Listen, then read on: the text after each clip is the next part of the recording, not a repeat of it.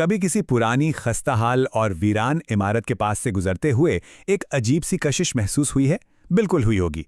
आज के इस एक्सप्लेनर में हम इसी अनोखे आकर्षण की गहराई में उतरने वाले हैं, जिसे रूइन लस्ट या खंडहरों का शौक कहा जाता है। हम खाली पड़े घोस्ट टाउन्स और उन खौफनाक जगहों के पीछे के विज्ञान और मनोविज्ञान को डिकोड करेंगे, जिन्हें लोग अक्सर भूतिया मान लेते हैं। तो चलिए बिना किसी देरी के शुरू करते हैं। अब सबसे बड़ा सवाल जो जहन में आता है वो ये है कि हमारा मानव मस्तिष्क उन जगहों की ओर इतना आकर्षित क्यों होता है जिन्हें समाज ने एक तरह से कूड़ेदान में डाल दिया है। मतलब रोमांच चाहने वाले लोग और इतिहासकार अपनी जान जोखिम में डालकर इन आधुनिक खंडरों के अंदर क्यों जाते हैं? क्या ये सिर्फ एक बचकानी सी जिज्ञासा है, या फिर हमारे मनोविज्ञान में कुछ ऐसा है जो हमें विनाश और क्षय की ओर चुंबक की तरह खींचता है? इस पूरी चीज को अर्बेक्स यानी अर्बन एक्सप्लोरेशन कहा जाता है। आसान शब्दों में ये आधुनिक समय में खंडरों का पर्यटन है। इंटरनेट पर ऐसे हजारों वीडियोस हैं जहां लोग पुरानी टूटी-फूटी इमारतों में घुसते नजर आते हैं। और इस संज्ञानात्मक रुचि यानी इस सोच को चलाने वाले मनोवैज्ञानिक सिद्धांतों को रूइन लस्ट अट्रैक्टर्स कहा जाता है। देखिए, ये सिर्फ कोई नया सोशल मीडिया ट्रेंड नहीं है। ये मनोवैज्ञानिक और खोज करने की हमारी उस आदिम मानव इच्छा का एक पूरा अकेडमिक अध्ययन है। जरा इस दृश्य की कल्पना कीजिए। एक तरफ काई लगे हुए पुराने जूते पड़े हैं और दूसरी तरफ मिट्टी में दबी एक डरावनी सी सड़ती हुई गुड़िया। जब अर्बेक्सर्स इन अछूती बेचैन कर देने वाली चीजों को खोजते हैं ना, तो उन्हें बीते हुए समय के साथ एक बहुत ही गहरा ऐतिहासिक जुड़ाव महसूस होता है। ये सिर्फ कचरा नहीं है, ये कभी किसी की जिंदगी का एक अहम हिस्सा था। और सच कहूं तो यही वो रहस्यमयी एहसास है जो लोगों को बार बार इन वीरान जगहों पर वापस लाता है। भाग 1, रूइन लस्ट का मनोविज्ञान। चलिए देखते हैं कि हमारा दिमाग कैसे काम करता है। जब हम इंसान किसी जगह को छोड़ देते हैं तो प्रकृति अपना काम शुरू कर देती है। वो धीरे धीरे इन मानव निर्मित ढांचों पर वापस कब्जा कर लेती हैं।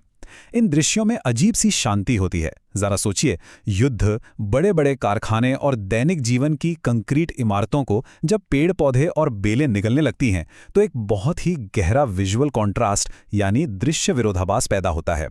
ये हमें याद दिलाता है कि अंत में जीत प्रकृति की ही होती है।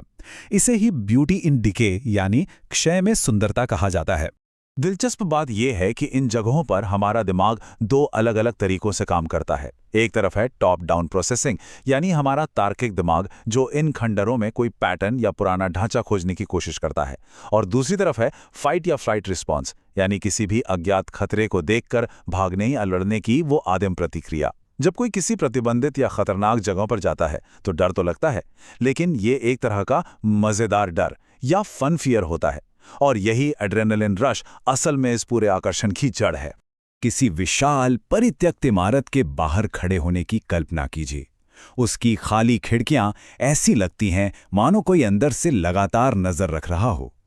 निगरानी का ये एहसास और बिना इजाजत के किसी जगह पर घुसने का वो रोमांच, ये आज के अर्बेक्सर्स को एक अनोखा हाय देता है। मनोवैज्ञानिक भी मानते हैं कि मानव स्वभाव में नियमों को तोड़ने और निषिद्ध जगहों पर जाने की एक दबी हुई इच्छा होती है। ये खामोश और वीरान इमारतें हमारे उसी विद्रोही स्वभाव को जगाने का काम करती हैं। भाग 2, ईगल माउंटेन का रहस्य।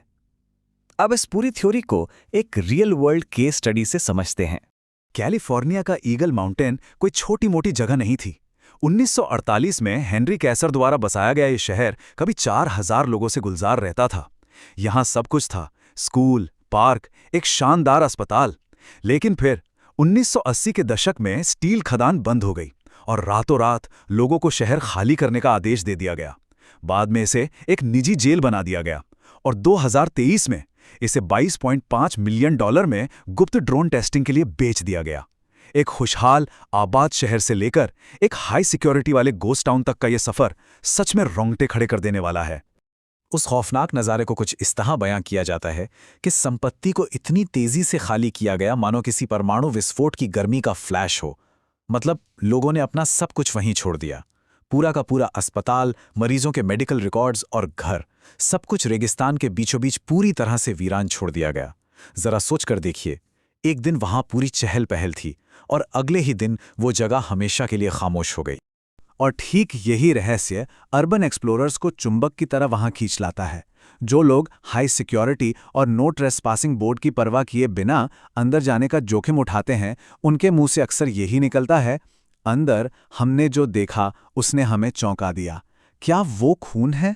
चीजों का इस डरावने तरीके से वहां जमे रहना ही ईगल माउंटेन को इतना आकर्षक बनाता है। ये बिल्कुल एक टाइम कैप्सूल की तरह है जिसे बहुत ही भयानक तरीके से बंद कर दिया गया हो। भाग 3 पैरानॉर्मल कनेक्शन। अब हम इसके सबसे डरावने पहलू की तरफ बढ़ते हैं। किसी दीवार पर 666 लिखा हो, उसके पास पड़ी एक अजीब सी बोतल या फिर तहखाने की अंधेरी खौफनाक सीढ़ियां। होता क्या है कि जब हमारा मानव मस्तिष्क किसी जगह के खालीपन, क्षय और मौत के विचार से डरता है तो वो खुद को शांत करने के लिए अलौकिक यानी सुपरनैचुरल कहानियां गढ़ने लगता है। हम उन खामोश जगहों में भूत और आत्माएं खोजने लगते हैं, क्योंकि सच तो ये है कि एक अनजान गहरे खालीपन से ज्यादा एक भूतिया कहानी हमारे दिमाग को समझने में आसान लगती है। अमेरिका के मिसूरी का ज़ॉम्बी रोड इसका एक बहुत ही सटीक उदाहरण है। वहाँ ढेरों भूतिया दावों की लंबी लिस्ट है, जैसे शैडो पीपल जो पेड़ों के पीछे से झांकते हैं, भूतिया बच्चों के हंसने की आवाज़ें, नदी के प्रेत, फैंटम कपल और पीछे चलने वाले अदृश्य कदम। ये साफ दिखाता है कि कैसे किसी जगह का कोई पुराना दुखद इतिहास और वहाँ की स्थानीय कहानियाँ मिलकर इतनी शक्तिशाली पैरानॉर्मल किंवदंतियाँ बना देती हैं। जब कोई वीरान जगह हद से ज़्यादा डरावनी दिखती है ना, तो हमारी कल्पनाएं खुद ब खुद वहाँ भूतों को बसा देती हैं। और कई बार तो बस नाम ही काफी होता है। न्यू जर्सी के शेड्स ऑफ डेथ रोड को ही ले लीजिए। जब इन अर्बन लेजेंड्स का सामना असलियत से होता है तो ऐसी खाली और बेचैन करने वाली जगहें घोस्ट हंटर्स और अर्बेक्सर्स के लिए एक ऐसा चुंबक बन जाती हैं जिसे नज़रअंदाज करना उनके लिए नामुमकिन हो जाता है। हमारे पॉप कल्चर ने भी इस आग में घी डालने का ही काम किया है।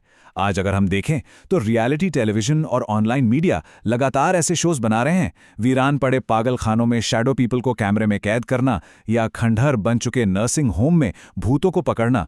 इन शोज ने इस डार्क टूरिज्म को एक बहुत ही रोमांचक खेल में बदल दिया है। लोग इन्हें देखते हैं और फिर खुद भी उसी फन फियर का अनुभव करने के लिए रात के अंधेरे में वीरान जगहों की ओर निकल पड़ते हैं।